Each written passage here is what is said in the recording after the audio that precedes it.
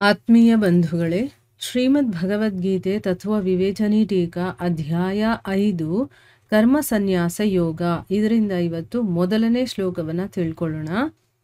ಅರ್ಜುನ ಉವಾಚ ಸನ್ಯಾಸಂ ಕರ್ಮಣಾಂ ಕೃಷ್ಣ ಪುನರ್ಯೋಗಂ ಚ ಶಂಸಸಿ ಯಚ್ಛ್ರೇಯ ಏತಯೋರೇಕಂ ತನ್ಮೇ ಬ್ರೂಹಿ ಸುನಿಶ್ಚಿತಂ.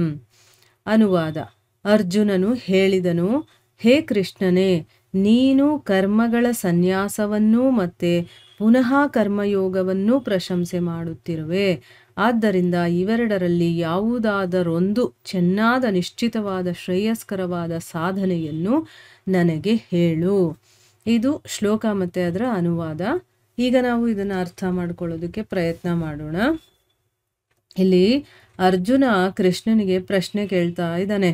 ಏನು ಅಂತ ಕೇಳ್ತಾ ಇದ್ದಾನೆ? ಕೃಷ್ಣ, ನೀನು ಕರ್ಮ ಸನ್ಯಾಸದ ಬಗ್ಗೆ ಹೇಳಿ ಅದು ತುಂಬ ಶ್ರೇಷ್ಠವಾದದ್ದು ಅಂತಲೂ ಹೇಳಿದೆ. ಈಗ ಮತ್ತೆ ನೀನು ಕರ್ಮಯೋಗವನ್ನು ನೀನು ಪ್ರಶಂಸೆ ಮಾಡ್ತಾ ಇದೀಯಾ. ಈಗ ಕರ್ಮ ಸನ್ಯಾಸದ ಬಗ್ಗೆ ಹೇಳಿ ಅದು ಒಳ್ಳೆಯದು ಅಂತಂದಮೇಲೆ ಮತ್ತೆ ನೀನು ಕರ್ಮಯೋಗವನ್ನು ನೀನು ಒಳ್ಳೆಯದು ಅಂತ ಹೇಳ್ತಾ ಇದೆಯಲ್ಲ. ಈಗ ಇದೆರಡೂ ಒಳ್ಳೆಯದು ಅಂತಂದಮೇಲೆ ಇದೆರಡರಲ್ಲಿ ನನಗೆ ಯಾವುದು ಸರಿಯಾದ ಒಂದು ಶ್ರೇಯಸ್ಕರವಾದಂತಹ ಸಾಧನೆ, ನಾನು ಮಾಡಲೇಬೇಕಾಗಿರುವಂಥದ್ದು ಮತ್ತು ನನಗೆ ಒಳಿತನ್ನು ಮಾಡುವಂಥ ಸಾಧನೆ ಯಾವುದು ಅಂತ ನನಗೆ ಹೇಳು. ಕರ್ಮ ಸನ್ಯಾಸನ ಅಥವಾ ಕರ್ಮಯೋಗನ? ನೀನು ಎರಡರ ಬಗ್ಗೆನೂ ತಿಳಿಸ್ತಾ ಇದೀಯ ಅಲ್ವಾ. ನಾನು ಎರಡರಲ್ಲಿ ಯಾವುದು ಮಾಡಬೇಕು ಅನ್ನೋದು ನನಗೆ ಗೊತ್ತಾಗ್ತಾ ಇಲ್ಲ.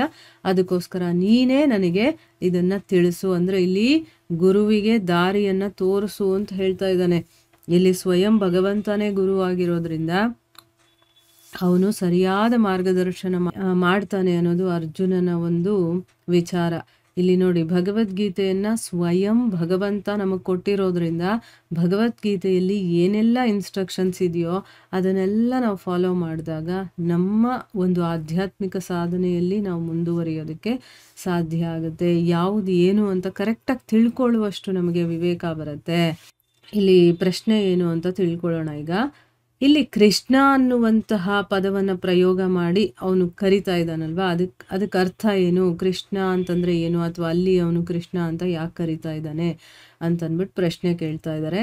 ಉತ್ತರ ಏನು ಅಂತಂದರೆ, ಕೃಷ್ ಧಾತುವಿನ ಅರ್ಥ ಆಕರ್ಷಣೆ ಮಾಡೋದು ಅಂತ ಅರ್ಥ, ಸೆಳೆಯೋದು, ತನ್ನ ಕಡೆ ಅದನ್ನು ಆಕರ್ಷಣೆ ಮಾಡ್ಕೊಳ್ಳೋದು ಅಂತ ಅರ್ಥ. ಮತ್ತು ಣ ಅನ್ನೋದು ಆನಂದದ ವಾಚಕವಾಗಿ ಇರುತ್ತೆ.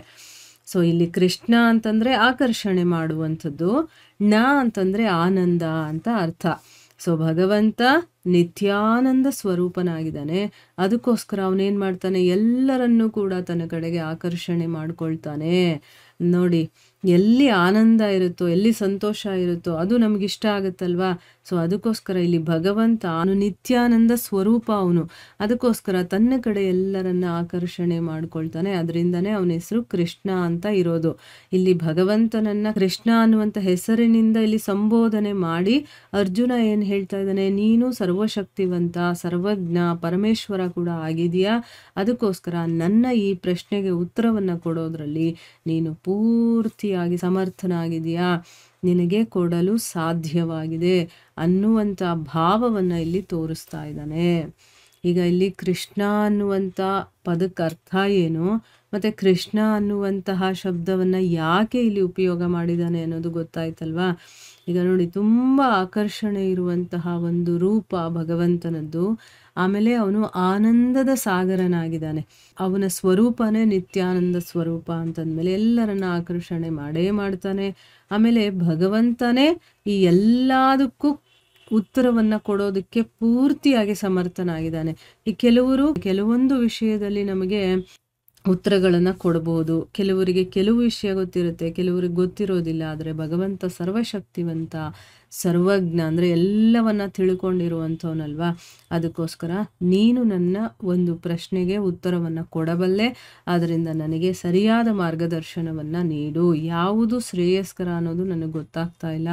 ಯಾಕಂದರೆ ನೀನು ಕರ್ಮ ಸನ್ಯಾಸದ ಬಗ್ಗೆನೂ ಮಾತಾಡಿದ್ಯಾ, ಕರ್ಮಯೋಗದ ಬಗ್ಗೆ ಎರಡೂ ಕೂಡ ನೀನು ಉತ್ತಮವಾದದ್ದು ಅಂತ ಹೇಳಿದ್ಯಲ್ಲ. ನಾನು ಯಾವುದು ಮಾಡಿದ್ರೆ ಸರಿ ಅನ್ನೋದು ನಿನಗೆ ಗೊತ್ತಿರುತ್ತೆ. ಅದರಿಂದ ನೀನು ನನಗೆ ಮಾರ್ಗದರ್ಶನವನ್ನು ಮಾಡಬೇಕು ಅಂತಂದ್ಬಿಟ್ಟು ಇಲ್ಲಿ ಕೇಳ್ಕೊಳ್ತಾ ಇದ್ದಾನೆ. ಮುಂದಿನ ಪ್ರಶ್ನೆಯನ್ನು ನಾವು ಮುಂದಿನ ಭಾಗದಲ್ಲಿ ತಿಳ್ಕೊಳ್ಳೋಣ. ಹರೇ ಕೃಷ್ಣ.